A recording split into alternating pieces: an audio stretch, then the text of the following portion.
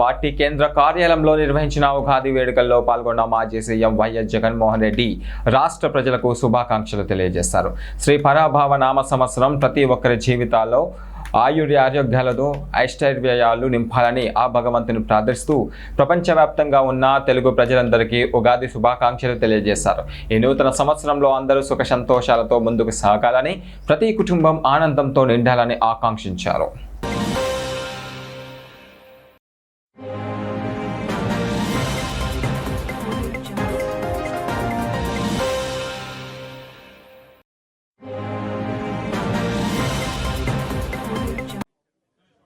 జగన్ గారు, ధర్మపత్ని గారు ఈ కార్యక్రమానికి వచ్చి కార్యక్రమాన్ని తిలకించినందుకు నాకు చాలా సంతోషం. అయితే కాలగతిలో అనేక మార్పులు జరుగుతూ ఉంటాయి. కాలం ఎప్పుడూ స్తంభించిపోదు. కాలం అనేది ఇది ఒక చక్రం, తిరుగుతూ ఉంటుంది, పైకి వెళ్తూ ఉంటుంది, కిందకి వస్తూ ఉంటుంది.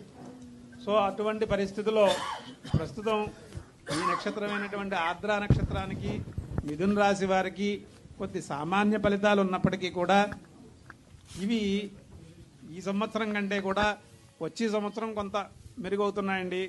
దాని తర్వాత వచ్చేటువంటి సంవత్సరంలో ఇంకొద్దిగా మెరుగవుతున్నాయి. వీటికి కొద్దిగా పరిష్కారం మనం చేసుకోవాల్సినటువంటి అవసరం ఉంది.